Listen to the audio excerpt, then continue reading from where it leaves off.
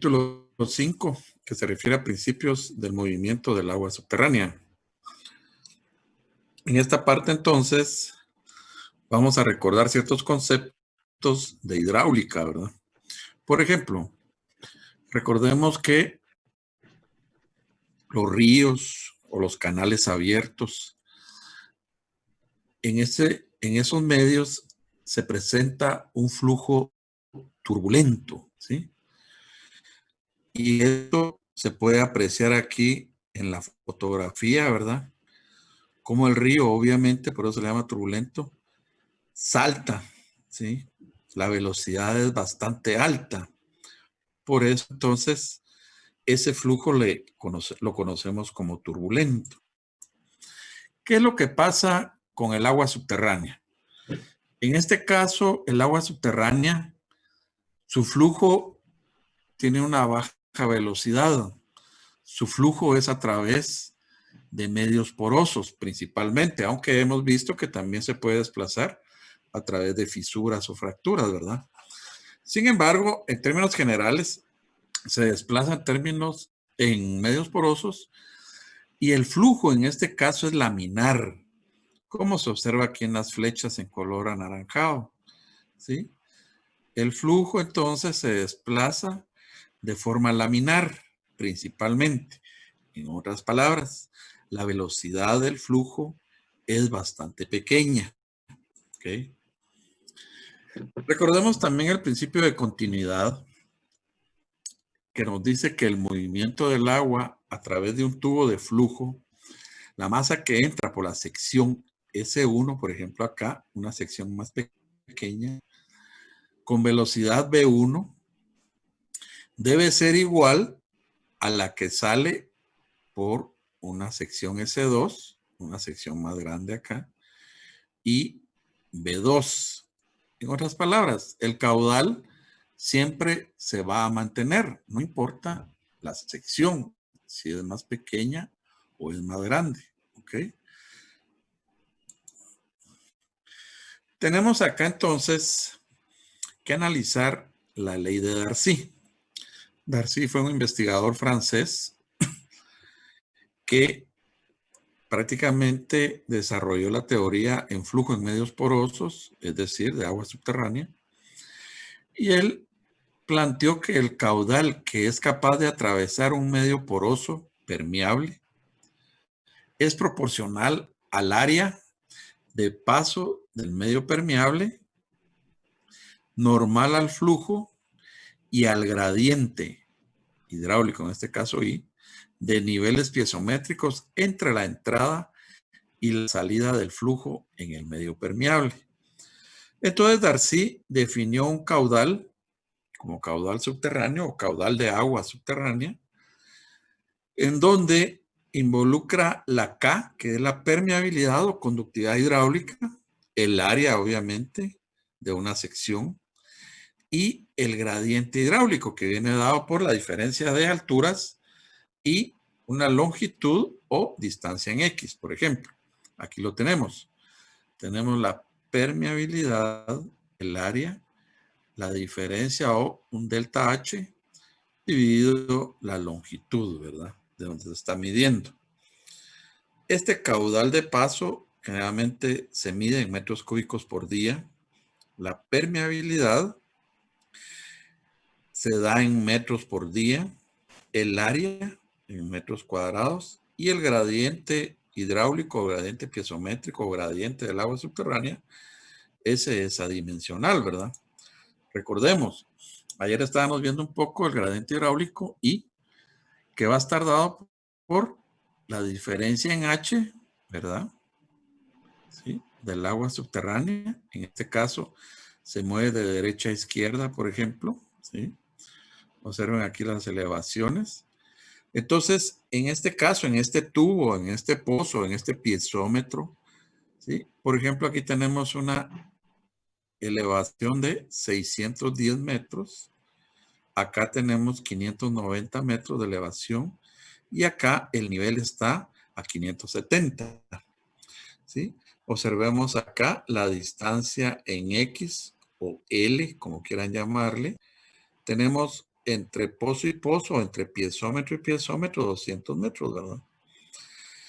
Y entonces podemos calcular el gradiente hidráulico fácilmente, de acuerdo, digamos, entre este pozo y este, como prácticamente un delta H de 20 dividido una longitud o una distancia en X de 200.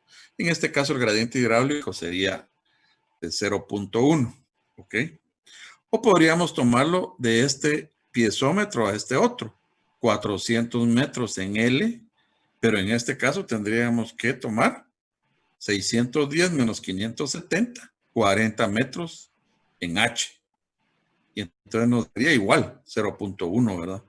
Matemática preuniversitaria, ¿verdad, compañeros? Ok. Algo importante entonces, la ley de Darcy nos dice que la velocidad V con la que el flujo atraviesa el medio permeable puede ser deducida de leyes de Darcy y se puede combinar con leyes de gasto. Por ejemplo, sabemos que el caudal es igual a una velocidad media por el área de una sección que estamos midiendo. En este caso, esta velocidad es una velocidad real, que está dada obviamente al transponer términos de o igual a caudal dividido área, ¿verdad? Eso no es ningún problema.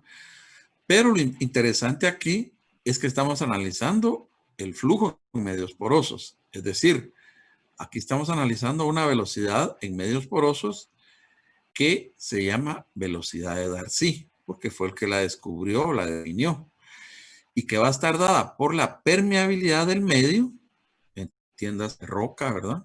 O arenas, gravas, etcétera, por el gradiente hidráulico. Entonces, esta velocidad de Darcy, ¿sí?, hay que corregirla, ya que el flujo solamente pasa por el área libre entre poros. Es decir, aquí hay que considerar no toda la porosidad, sino únicamente la porosidad eficaz, N sub E. ¿Ok? Entonces, en este caso, vamos a considerar el área per solo la porosidad eficaz, ¿verdad? N sub E. Y, por ejemplo, al calcular el caudal, vamos a calcularla con una velocidad real. En este caso, al transponer términos, la velocidad real va a ser el caudal dividido área por la porosidad eficaz. Entonces, la velocidad real, al final de cuentas, viene dada por la velocidad de Darcy dividido la porosidad eficaz N sub E. Acá podemos visualizar mejor esto. Dijimos, en canales abiertos, por ejemplo, o en ríos, ¿sí?, en tuberías, toda el agua pasa a través de esa sección A, ¿sí? ¿Qué es lo que pasa con los flujos o el flujo en un medio poroso? Pues tenemos granos de arena, de grava, por ejemplo, ¿sí? Y entonces tenemos que considerar solo la velocidad del agua que pasa a través de los granos, no de toda la sección, como en este caso. Solo el agua que pasa a través de los granos, ¿verdad? ¿Sí? Esa es la velocidad de Darcy, propiamente. Y entonces Darcy ideó un experimento donde en un tubo colocó arena, por ejemplo, y lo llamó medio poroso en este caso. Le aplicó una cantidad de agua o un caudal de agua acá, de entrada, y acá obviamente este caudal va a ser el mismo de salida. Pero lo interesante es que se dio cuenta que en el piezómetro o en un tubo colocado a la entrada, el agua se elevaba a una altura. Y a la salida del tubo, esta altura descendía, lógicamente por el principio de Bernoulli, por la diferencia de cargas o de energía, ¿sí? Entonces, un esquema, como ustedes lo tienen en el libro, más bonito, dice que la velocidad de Darcy, con que se mueve el agua en un medio poroso, es el producto de la permeabilidad K de la permeabilidad de la arena, por ejemplo, de la grava, por ejemplo, el gradiente hidráulico, I, ¿verdad? Entonces la velocidad de Darcy se puede determinar de acuerdo a la permeabilidad del medio poroso por el gradiente hidráulico, I, ¿sí? Ahorita tal vez les parece todo muy teórico, pero ya a partir de la otra semana vamos a comenzar a trabajar esto de forma numérica, con todas estas ecuaciones o fórmulas, ¿ok? Entonces aquí tenemos el caudal de entrada, el caudal de salida, como les decía, de acuerdo o basado en el principio de Bernoulli, ¿sí? De la presión, de la posición, y en este caso observen que acá existe un H o una carga hidráulica hasta este punto. Y a la salida del tubo existe una menor altura, es decir, existe una pérdida de carga, ¿sí? En este caso de carga hidráulica. Y obviamente podemos medir la distancia de un tubo a otro para estimar el gradiente hidráulico, de acuerdo también a la diferencia de altura. ¿Okay? Entonces, acá también pues, lo podemos visualizar. Un tubo en arenas, por ejemplo, y tenemos dos piezómetros o dos pozos, como quieran ustedes. Tenemos una capa confinante acá arriba, una capa confinante aquí abajo, y acá pues es la capa porosa, ¿verdad? De arenas, por ejemplo. Tenemos H sub P acá, es decir, la altura acá de presión que disminuye hacia cierta distancia, como se observa acá. Importante es de que entonces la ley de Darcy se puede aplicar en acuíferos para estimar el caudal de agua subterránea en ciertos tubos o en ciertas áreas. ¿Cómo? De acuerdo a esta expresión, el caudal va a estar dado por la transmisividad T, por el gradiente hidráulico I, por el ancho del tubo de flujo. ¿Sí? Como les vuelvo a repetir, esto lo vamos a trabajar ya el lunes y martes de la otra semana, así como en el día de laboratorio de la próxima semana también. Sin embargo, la ley de Darcy tiene ciertas limitaciones. Recordemos que solamente es aplicable al régimen laminar, lógicamente, ¿verdad? En flujo de medios porosos. ¿Sí? Y entonces, generalmente no es aplicable a ríos, por ejemplo, o flujos turbulentos. Fíjense que, por ejemplo, no hay problema cuando trabajamos con flujos en medios porosos, entiéndase arenas, gravas. El problema es cuando trabajamos con flujos cuasi turbulentos o turbulentos. ¿Por qué? Cuando trabajamos con sistemas o medios fracturados, por ejemplo, lavas fracturadas, por ejemplo, calizas, ¿sí? Ahí entonces ya se dificulta utilizar mucho la ley de Darcy o nos puede dar algunos errores de cálculo, ¿verdad? Algo importante, compañeros. Generalmente tenemos la conductividad hidráulica K, ¿verdad? O permeabilidad, como quieran ustedes llamarle.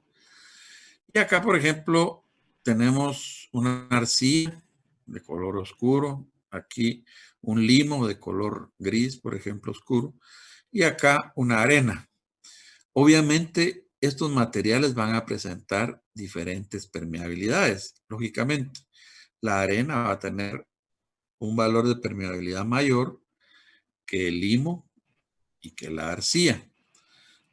También es importante considerar el espesor de cada capa, ¿sí? ¿Por qué es importante esto, compañeros? Hay que siempre recordar que en el subsuelo tenemos sistemas estratificados, es decir, tenemos sistemas en el subsuelo compuestos de diferentes capas y a veces las capas varían en su granulometría. Por ejemplo, miremos acá, tenemos un limo arenoso cuya permeabilidad en metros por día tiene un valor de 0.001. Por ejemplo, acá, arena limosa de 0.1. ¿Sí? Miremos por acá, la grava arenosa, observen ustedes, tenemos 20, la grava arcillosa 1, y observen ustedes, las gravas medias, tenemos valores de 3.000 metros por día, que es una permeabilidad muy alta. Por ejemplo, la arena con grava, miren, tenemos 10 metros por día, mientras que la arena arcillosa, 0.001 metros por día. Las gravas, por ejemplo, medias, observen, 2.000 metros por día. Las gravas arcillosas, 2. Y, por ejemplo, las arenas limosas, acá nuevamente, 0.1. O sea, las permeabilidades son muy importantes de tener presente en las diferentes capas. Por ejemplo, aquí tenemos un cuadro que ustedes lo pueden ver en la página 222, en donde se clasifican a los acuíferos atendiendo al valor de permeabilidad. ¿Sí? Por ejemplo, acá tenemos permeabilidades de 100 a 10.000 metros por día.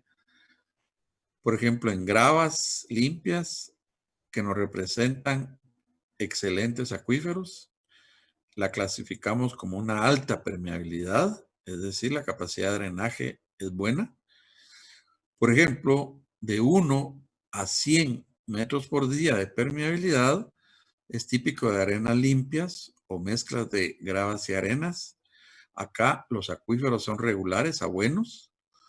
Se clasifica la permeabilidad como permeable o el medio permeable y también pues drenan bien. ¿Qué es lo que pasa? Ya cuando bajamos de 1 metro por día de permeabilidad, aquí ya se comienzan a dar situaciones malas de producción. Por ejemplo, en arenas finas, arenas limosas, mezclas de arena, limos de arcillas o limos o arcillas estratificadas propiamente. Entonces aquí observen, ya los valores pues, son negativos, prácticamente hasta 10 a la menos 4 acá, en metros por día. Acá, por ejemplo, hasta 10 a la menos 2 tenemos acuíferos pobres, que son algo permeables, pero drenan mal.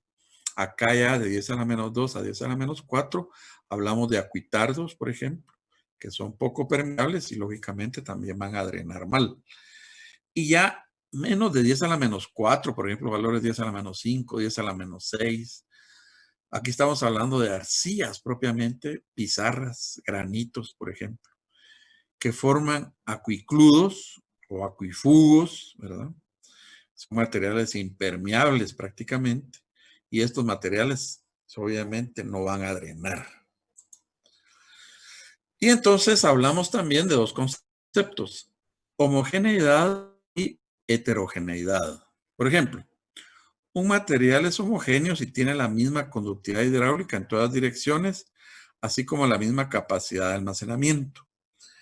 Y luego, un material es heterogéneo si tiene cambios espaciales, tanto en grosor como en sus propiedades físicas, como porosidad y permeabilidad principalmente.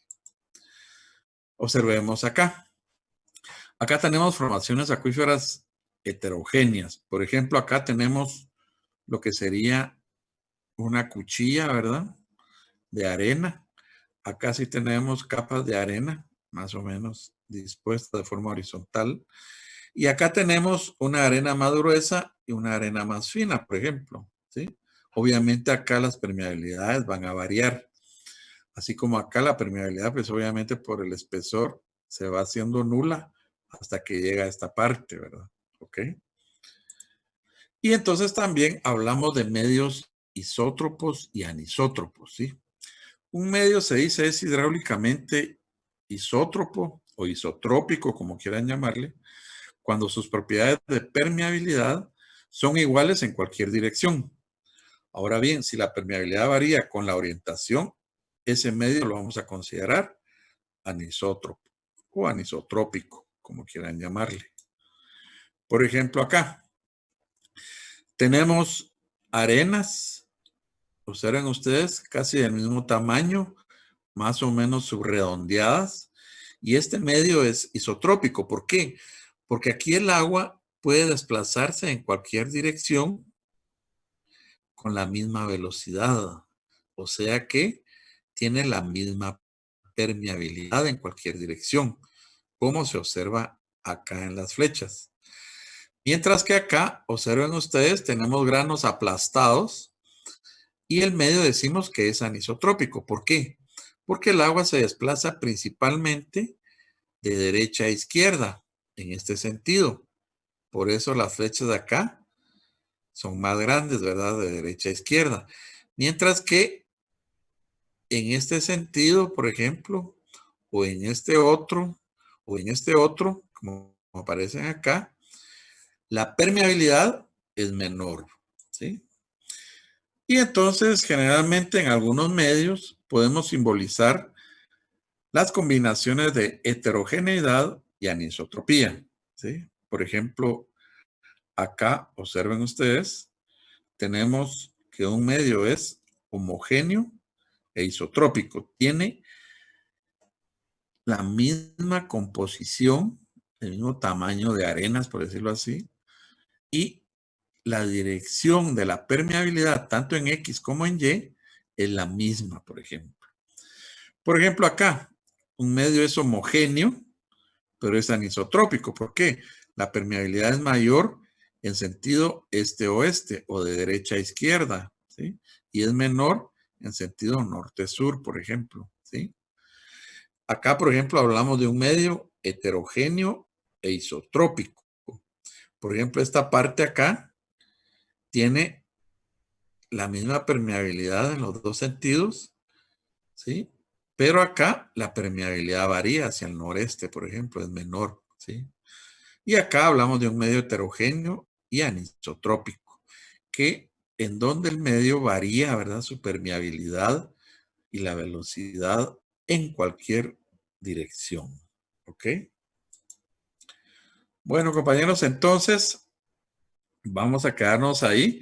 No sé si tienen alguna duda de lo que vimos hoy. Todo esto está en el libro, en el capítulo 5. Vuelvo a insistir, tenemos que leer, compañeros. Si no leemos, estamos mal, ¿verdad? Y algo importante, en el texto, en las páginas finales, existen unas hojas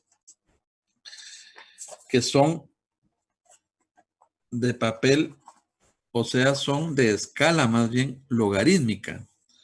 Entonces es bueno que ustedes impriman una hoja de la escala semilogarítmica y una hoja de la escala logarítmica para la próxima semana, ya que la próxima semana vamos a entrar al capítulo 6, específicamente al tema de pruebas de bombeo, para calcular todo esto que hemos estado viendo de transmisividad, permeabilidad o conductividad hidráulica y coeficiente de almacenamiento de un acuífero. ¿Ok?